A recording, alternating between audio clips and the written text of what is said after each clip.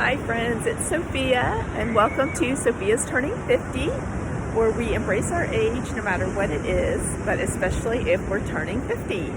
Today I'm shooting part of this show from location on Zuma Beach in Malibu. I came today because my daughter wanted to come with a bunch of her friends. Can't ever get her to come with me to the beach because it's too far, 35 to 40 minutes from our house, but her friends wanted to come, and so here we are. Okay, so filming at the beach did not work out very well. I ended up with this like weird nest of hair right here that didn't move, and then I was very distracted by the kids screaming in the background and the sound of the waves and the wind, and so we'll just do the rest of it here. Although I do have at the very end, as part of the show and tell, a little bit more footage of the beach, so you can stay tuned for that. So today we're going to talk about what's fun at 50 compared to what we thought was fun at 20. And I also have a very short update on health and wellness, and then I have a show and tell. Okay, so first let's just start with what was fun at 20. When I was 20, it was only fun if it involved way too much alcohol and staying out at least till 2.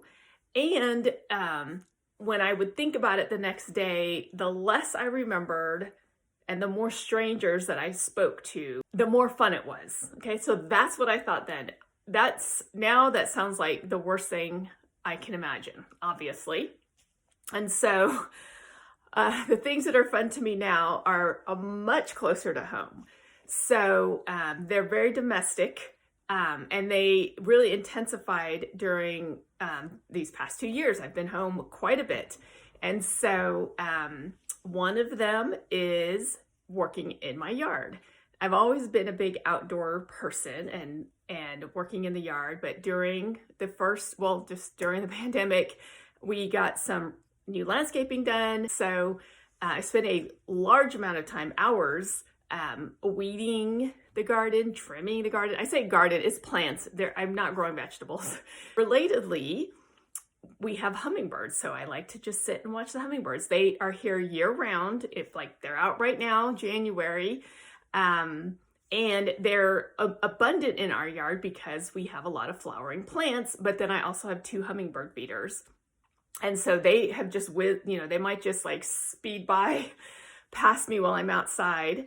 And so that's fun for me. So watching hummingbirds, weeding and trimming the yard. Okay, those are fun for me. And of course, reading is fun for me too. And in particular, I have a little library out in my front yard.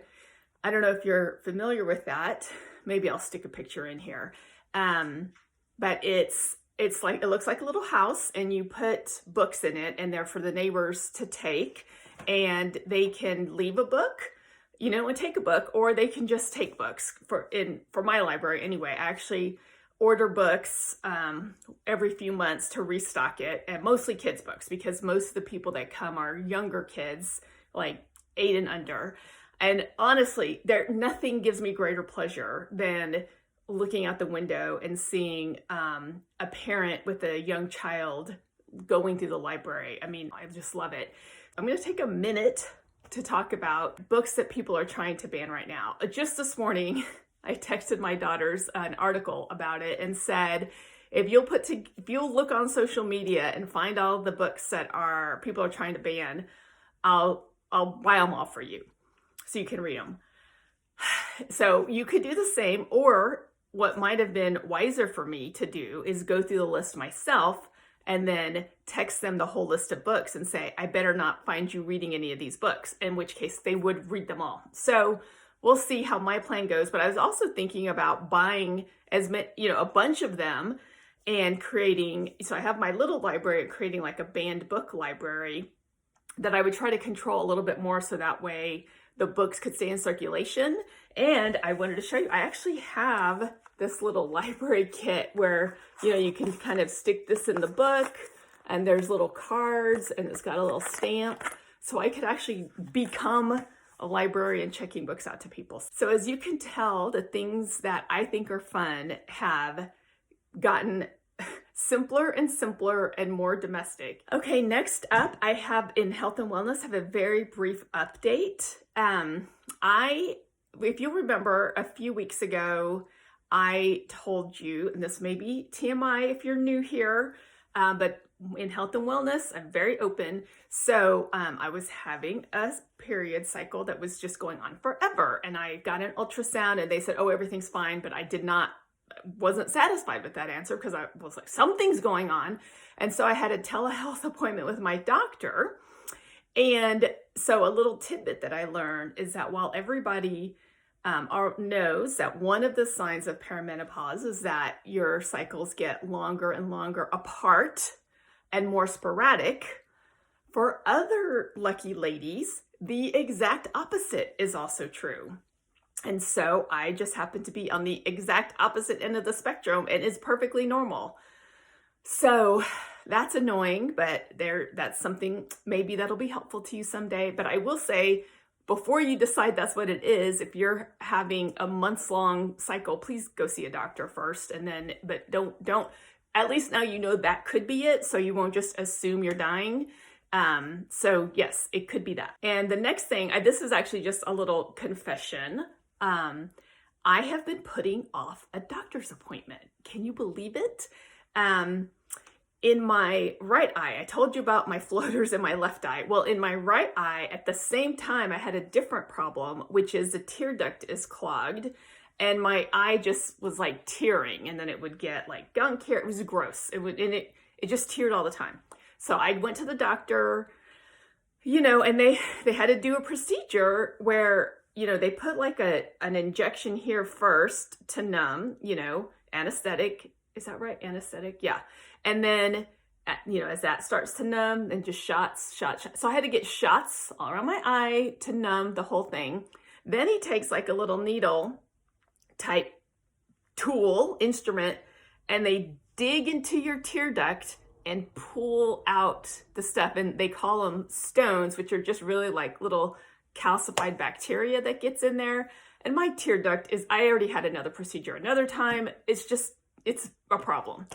And so it got better. This was like last year. But lately it's getting worse and worse. It's going back to the way it was. When I was at the beach yesterday, it was like, if it's windy, especially, it's really bad. At the beach yesterday, it was just like dripping. But I don't want to go back because I don't like, them yanking open my tiny little tear duct and pulling stuff out. And my eye is like, weird and saggy. It looks like I got in a fight for like 3 days. And so I've been putting it off, but I need to get in there and get it done before it gets even worse. Okay, so now it's time for my show and tell. And first I'm gonna show you a picture from the 80s of what used to be my water playtime. And let's see, so here we are. There you go, there's a picture. It's my 6th birthday party. Here's my sister, she's turning 2. There's me in my little sailor bathing suit.